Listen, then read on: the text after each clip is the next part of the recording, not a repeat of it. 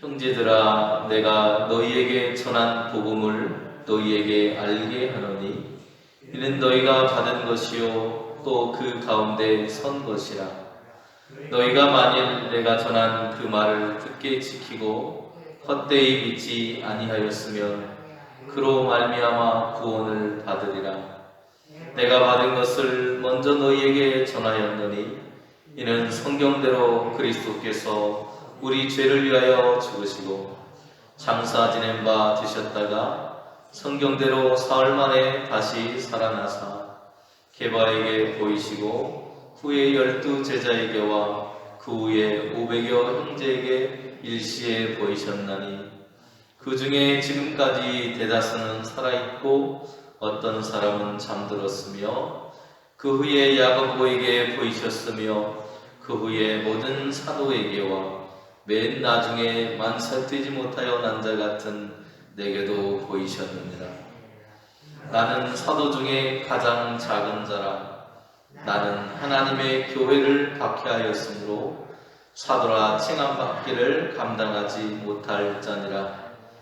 그러나 내가 나 된 것은 하나님의 은혜로 된 것이니 내게 주신 그의 은혜가 헛되지 아니하여 내가 모든 사도보다 더 많이 수고하였으나 내가 한 것이 아니요 오직 나와 함께 하신 하나님의 은혜로라. 그러므로 나나 그들이나 이같이 전파하매 너희도 이같이 믿었느니라. 아멘. 이번 주부터 함께 나눌 고린도전서 15장의 말씀은 부활장이라고 우리가 별명이 붙어 있습니다. 우리가 그리스도인으로 살아가는 목적을 누군가 우리에게 묻는다면 여러분은 무엇이라고 대답하시겠습니까? 바울은 우리에게 우리가 그리스도인으로 살아가는 목적을 2절에서 이렇게 말하고 있습니다. 너희가 만일 내가 전한 그 말을 굳게 지키고 헛되이 믿지 아니하였으면 그로 말미암아 구원을 받으리라. 복음을 통해서 우리가 구원받는 삶을 누리기 위해서 우리는 그리스도인으로 살아가고 있다는 것입니다. 우리 신앙의 결국에는 구원이라고 하는 것에 종착점이 있고 또 그 구원을 바라보고 믿으며 우리는 매일을 살아가고 있다는 것이죠. 고린도 교회는 참으로 다양한 신앙적인 문제들을 가지고 있었습니다.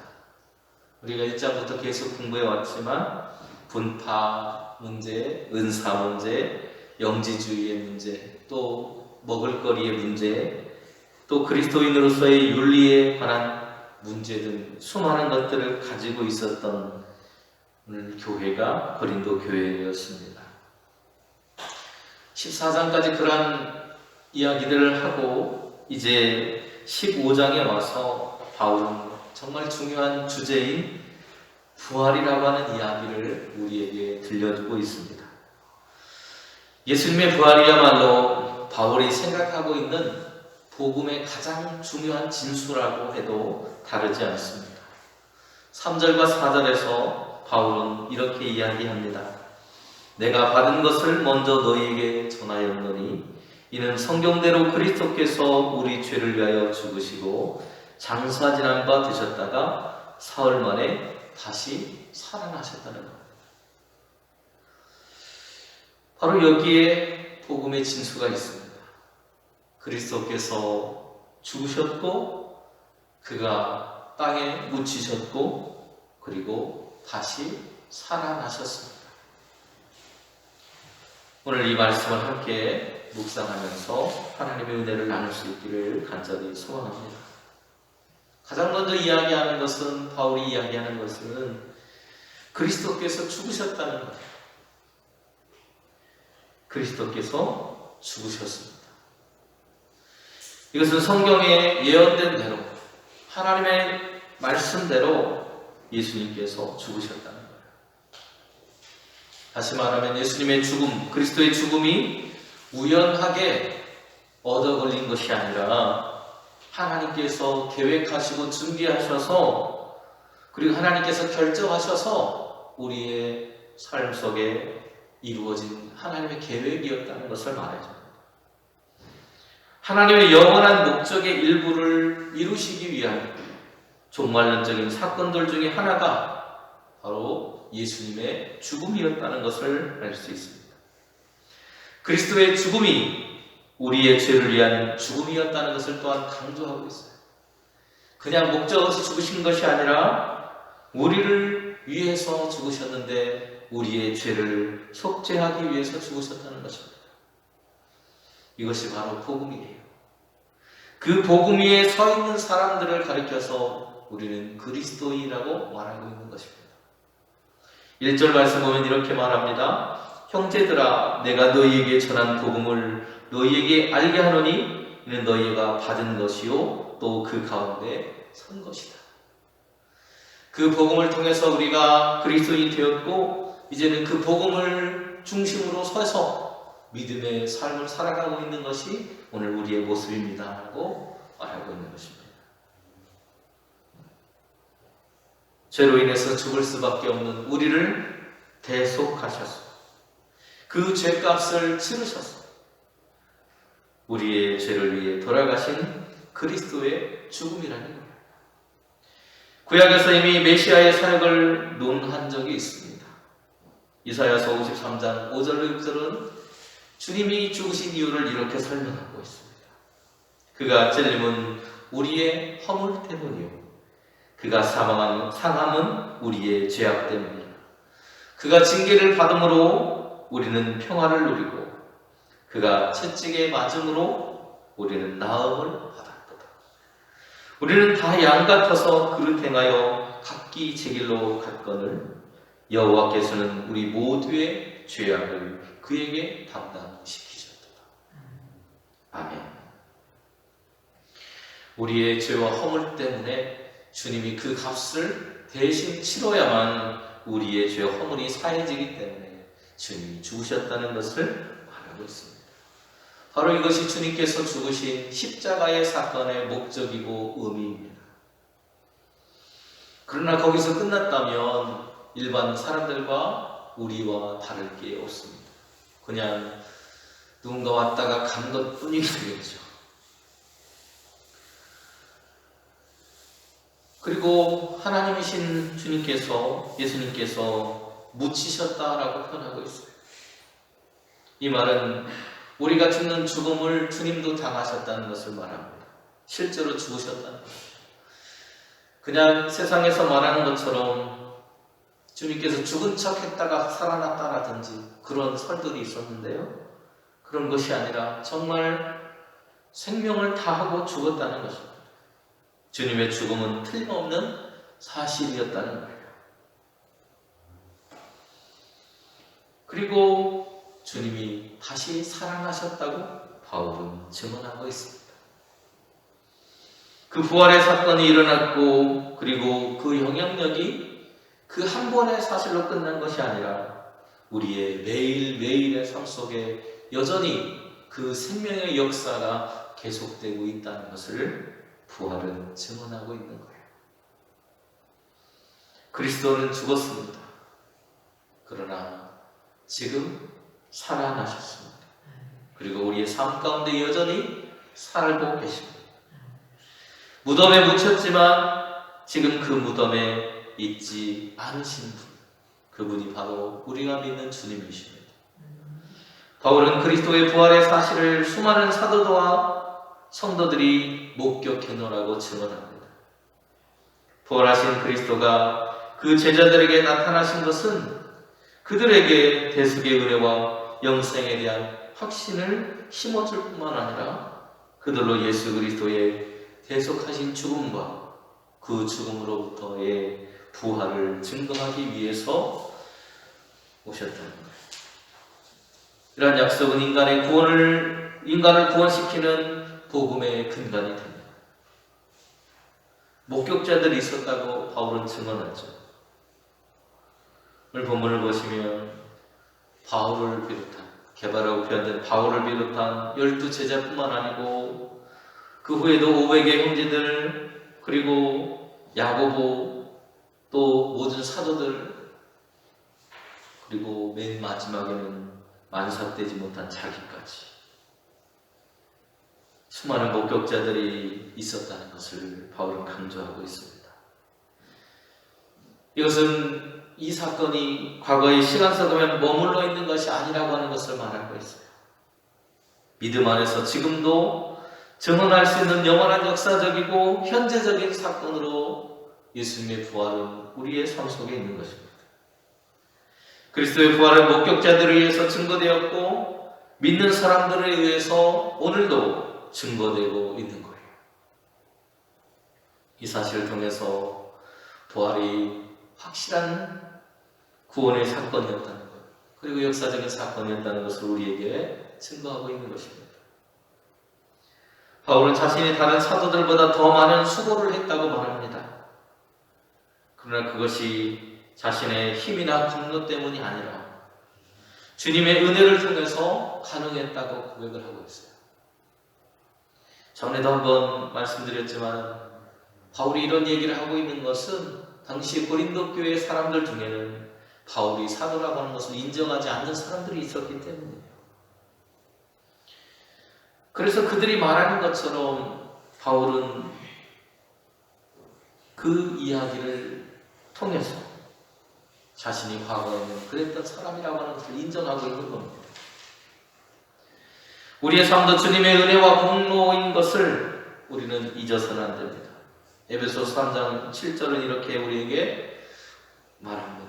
이 복음을 위하여 그의 능력이 역사하시는 대로 내게 주신 하나님의 은혜의 선물을 따라 내가 일꾼이 되었다. 하나님의 선물을 통해서 복음의 사역을 감당하는 일꾼이 된 바울, 부활의 증인으로서 자신이 오늘도 살아가고 있다는 것을 말하고 있습니다. 바울은 자신이 부활의 주님으로부터 사도로 부름받았다고 이야기를 하고 있어요. 갈라디아서 1장 15절로 16절은 이렇게 증언합니다. 그러나 내 어머니의 태로부터 나를 택정하시고 그의 은혜로 나를 부르시니가 그의 아들을 이방에 전하기 위하여 그를 내 속에 나타내시기를 기뻐하셨다라고 말하고 있어요.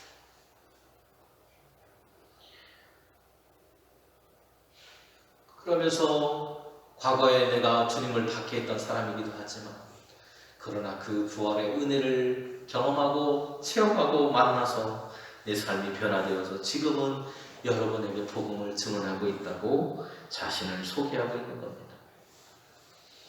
그러면서 자신이 얼마나 자격 없는 사람인지에 대해서도 이야기를 해요.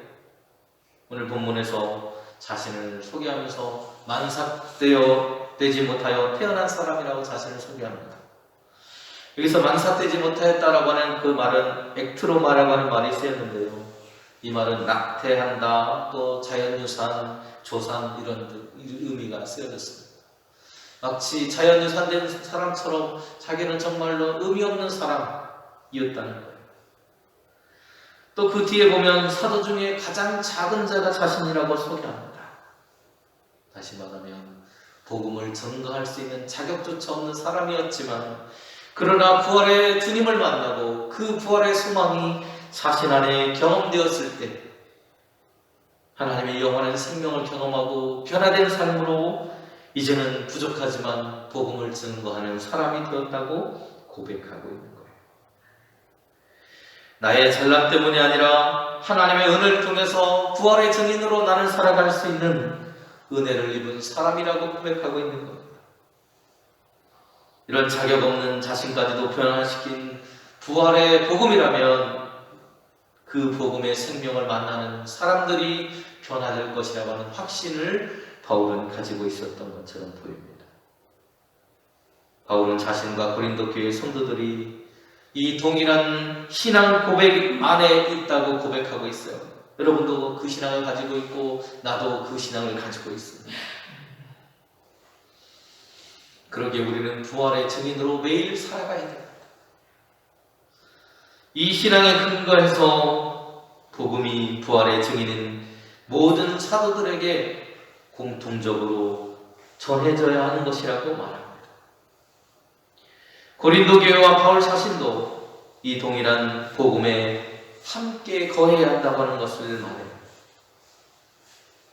그것을 굳게 붙잡고 살아가야 될 책임을 가진 사람들, 그들이 바로 성도인 여러분과 저라고 고백하고 있는 겁니다. 그리스도의 죽음과 부활에 근거한 복음 이외에 다른 어떤 것에도 미혹되지 않기를 경고하는 바울의 말씀입니다.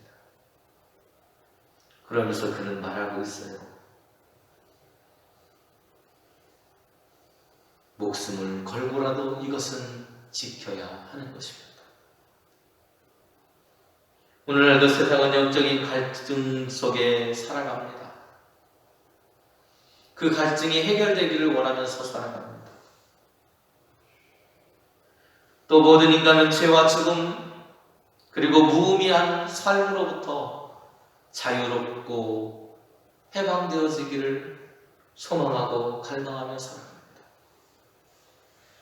그것을 해결하지 못했기에 수많은 사람들이 자신의 생명을 스스로 끊기도 하고 의미 없는 인생 속에 절망하며 여전히 살아가고 있습니다. 오늘 우리가 해야 할 일은 바울이 말하고 있는 것처럼 우리의 목숨을 걸고서라도 해야 할 것은 바울 자신과 고린도 성도들 그리고 수많은 믿음의 사람들이 영생의 생명과 변화를 경험했던 그 부활의 증인으로서 우리가 살아가야 한다고 바울은 가르쳐주고 있는 것입니다. 세상을 향해 바울은 교회가 그리스도의 복음, 주님의 부활에 대한 소망을 가진 곳이라고 증거하고 있는 거예요. 그리고 우리는 매일 그 복음의 증거자로서 살아가는 교회가 되어야 하는, 오늘도 증거하고 또 그런 교회가 될 수 있기를 소망하며 나아가기를 소망합니다. 기도하시겠습니다. 은혜로우신 주님, 바울의 고백처럼 만삭되지 못하여서 태어난 자처럼, 사도 중에 가장 작은 자처럼 의미 없고 보잘것없었던 저희들을 주님은 부활의 소망을 가지고 우리에게 오심으로 그 소망 가운데서 변화된 인생, 하나님의 백성 삼아주셔서 너무나 감사합니다. 우리의 매일의 삶을 통해 나를 변화시키고 우리의 삶을 변화시키고 영원한 생명이 우리에게 있음을 깨닫게 하신 부활의 주님을 증거하는 교회로 그리고 성도로 살아갈 수 있도록 우리를 인도하여 주시옵소서. 예수님의 이름으로 기도드립니다. 아멘.